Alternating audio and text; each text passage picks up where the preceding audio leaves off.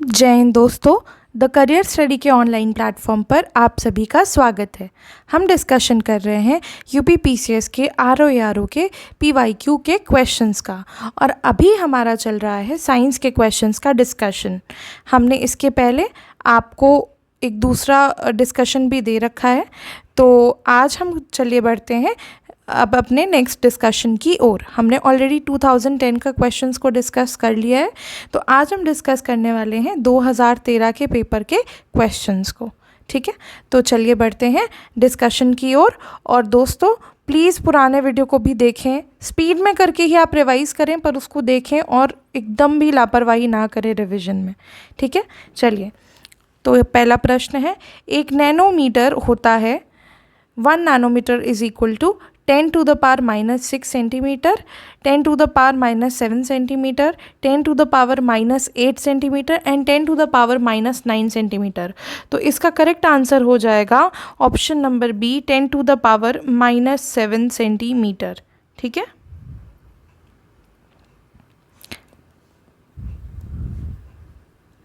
Option number B is the correct answer to this question. चलिए बढ़ते हैं next question की ओर।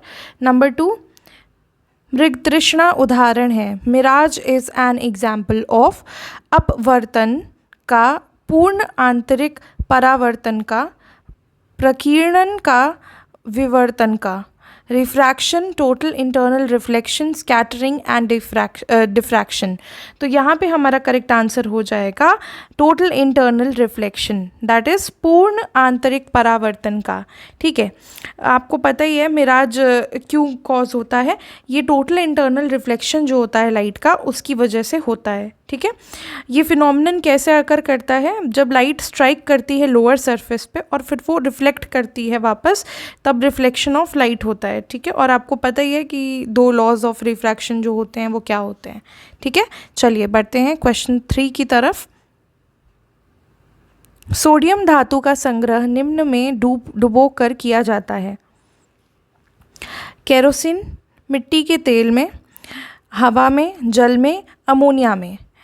Sodium metal is stored by immersing it in kerosene, paraffin oil, air, water, ammonia। और इसका correct answer है हमारा क्या हो जाएगा, बिल्कुल केरोसिन ऑयल। ठीक है, केरोसिन मतलब पैराफिन ऑयल, मिट्टी के तेल में। ठीक है, सोडियम एक बहुत ही ज़्यादा रिएक्टिव एलिमेंट होता है। ठीक है, इट इज़ वेरी रिएक्टिव। ठीक है, तो फिर इसको मतलब ऐसे नॉर्मली हम नेचर में नहीं पाते हैं। ठीक है, बल्कि कंबाइंड फॉर्म्स में पाया जाता है, जैसे कि क्लोराइड में, क्लोराइड के फॉर्म में। ठीक है, क्लोराइड के साथ नाइट्रेट के फॉर्म में, कार्बोनेट के फॉर्म में। ठीक है, चलिए तो बढ़ते हैं नेक्स्ट क्वेश्चन की ओर। क्वेश्चन नंबर 4, निम्न में से कौन सा पेट्रोलियम परिष्करण का उपोत्पाद है। पेट्रोल, चारकोल, कोयला, asphalt. Which of the following is a by product. By product मतलब होता है कि उसमें से पाया जाता है। ऑफ पेट्रोलियम रिफाइनिंग मतलब पेट्रोलियम रिफाइनिंग में हम फर्दर क्या पाते हैं। ठीक है, पेट्रोल, चारकोल, कोल, एस्फाल्ट। तो इसका करेक्ट आंसर हो जाएगा ऑप्शन नंबर डी, एस्फाल्ट। ठीक है, एस्फाल्ट क्या होता है, ये एक रेसिड्यूअल सब्सटेंस होता है जो कि हम पेट्रोल को रिफाइन करने के दौरान पाते हैं। ठीक है, पेट्रोलियम प्रोडक्ट तो आपको पता ही है बहुत यूज़फुल होते हैं। ठीक है, जो कि क्रूड ऑयल से ही ऑब्टेन किए जाते हैं, है ना। तो उसमें एस्फाल्ट जैसे प्रोडक्ट्स और टार, पैराफिन, वैक्स और ल्यूब्रिकेटिंग ऑयल, ये सब भी निकलते हैं इसमें से। ठीक है, और आपको भी पता है कि पेट्रोलियम के से तो हमारे कई सारे कॉस्मेटिक के प्रोडक्ट्स भी बनते हैं जो हम यूज़ करते हैं। ठीक है, चलिए बढ़ते हैं क्वेश्चन नंबर 5 की तरफ। शुष्क बर्फ होता है। वाष्प बर्फ 0 डिग्री से सेल्सियस, ठोस कार्बन डाइऑक्साइड, जल रहित कैल्शियम क्लोराइड द्वारा अभिक्रिया कराया गया बर्फ। Dry ice is vapour, ice at 0 degree Celsius, solid carbon dioxide, ice formed by the reaction of anhydrous calcium chloride। ठीक है, हमें ये इतने लंबे ऑप्शन की तरफ जाना ही नहीं यहाँ पे। ठीक है। ड्राई आइस क्या होता है, ये आपने स्कूल टाइम पे भी पढ़ा होगा।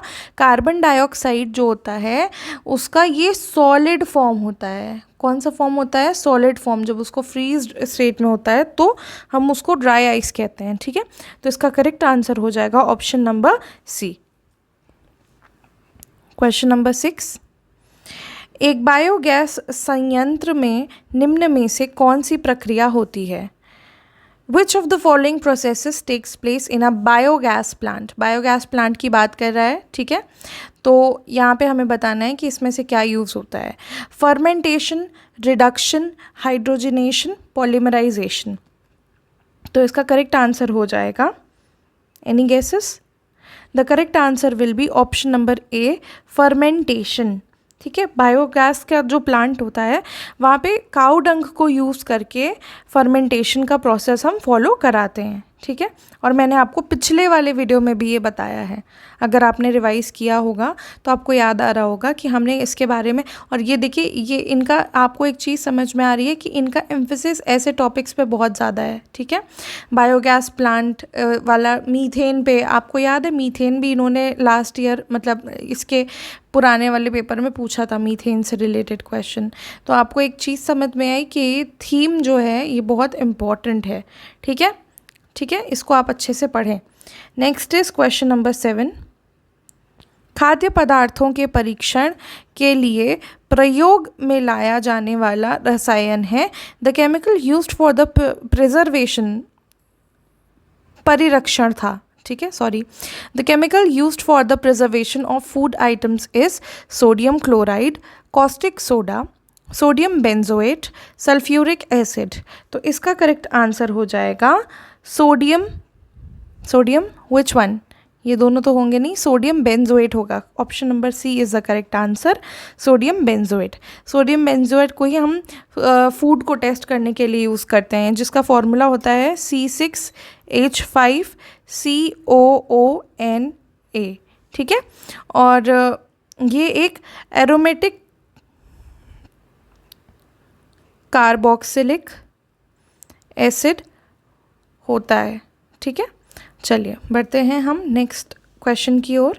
क्वेश्चन नंबर 8, प्रकाश वर्ष मात्रक है। अभी आपको ये बात मैं फिर से याद दिला दूँ, ये मतलब इसके पुराने वाले पेपर में भी आया था और मैंने यही सेम चीज़ आपको तब भी बताई थी, ठीक है। Light year is a unit of what, intensity of light, time, distance, speed. प्रकाश वर्ष मात्रक इकाई है प्रकाश की तीव्रता का, समय का, दूरी का, प्रकाश वेग का। तो मैंने क्या बताया था, ये क्या बताता है, टाइम बताता है? नहीं। ईयर है तो क्या हमेशा टाइम ही बताएगा? नहीं। इंटेंसिटी ऑफ लाइट भी नहीं बताता, ये बताता है डिस्टेंस, दूरी, ठीक है। जब लाइट ट्रैवल करती है, ठीक है, the distance travelled by light in a vacuum, जो कि एक साल में वो लाइट जो डिस्टेंस ट्रैवल करती है उसको हम कहते हैं 1 लाइट ईयर। तो 1 लाइट ईयर की वैल्यू क्या होती है, 9.46 इंटू 10⁻⁻15 मीटर्स, ठीक है। ये भी याद कर लीजिएगा आप। वैसे अब इतना इजी क्वेश्चन तो नहीं पूछ सकता, पर हम नहीं कह सकते कि क्या पूछ लेगा, तो आपको ये चीज़ अच्छे से पता होनी चाहिए। एटलीस्ट जो PYQ में आया है वो तो अच्छे से जानना ही चाहिए।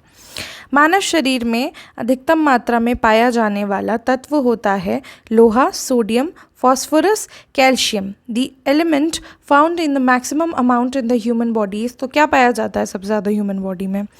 कैल्शियम पाया जाता है ना। आपके दांतों में क्या पाया जाता है?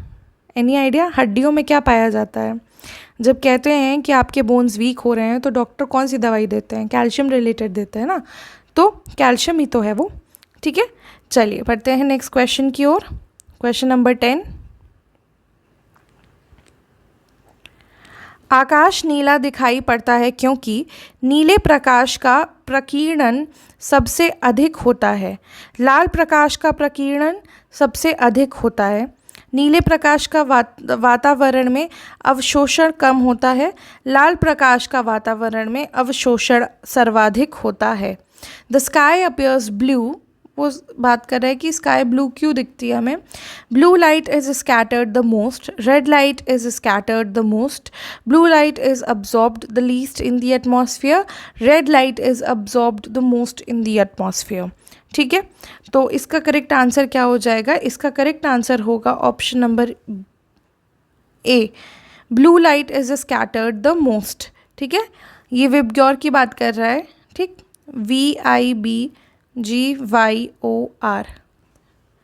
ठीक है, तो लाइट जब पास करती है मीडियम से, आपको पता है तब क्या होता है, वो एक्सट्रीमली फाइन पार्टिकल जब उसके पास करते हैं और डस्ट भी सराउंड करती है तो वो क्या होता है, स्कैटर करती है। ठीक है, तो वायलेट लाइट जो होती है, ये वाली लाइट, इसमें सबसे ज़्यादा मैक्स स्कैटरिंग होती है, मतलब ये सबसे ज़्यादा प्रकीर्णन सबसे अधिक इसी में होता है। ठीक है, मैक्सिमम स्कैटरिंग इसमें होती है, जबकि रेड लाइट में सबसे कम होती है, लीस्ट। और आपको याद बता दूं मैं कि जब रेलवे सिग्नल्स में हम आपने देखा होगा कि रेलवे सिग्नल्स में कई बार रेड लाइट दिखती रहती है। ठीक है, तो वो क्यों होता है? क्योंकि रेड लाइट जो है वो स्कैटर कम करती है, तो सामने दिखेगी ना, जो चीज़ ज़्यादा दूर तक फैल जाएगी तो वो आपको कैसे दिखेगी दूर से आने में? नहीं ना, जो चीज़ स्ट्रेट आ रही है वो आपको ज़्यादा ईजिली दिखेगी। ठीक है, तो इसीलिए रेड लाइट आप ऐसे याद रख सकते हो, रेड लाइट कम स्कैटर करती है। ठीक है, कम स्कैटर करती है, तो यहाँ पे red light scatter the most, ये गलत ही हो गया ना। ब्लू लाइट कहाँ से, यहाँ पे it is absorbed the least in the atmosphere, ये तो है ही नहीं पॉइंट। ठीक है, और ये भी नहीं सही है, तो ऑप्शन ए हमारा करेक्ट आंसर हो जाएगा, blue light is scattered the most. क्यों?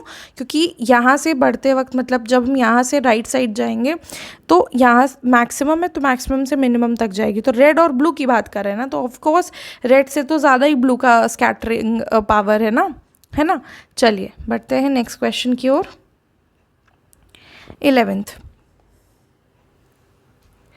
प्रदूषण युक्त वायुमंडल को निम्न में से किसके द्वारा स्वच्छ किया जाता है?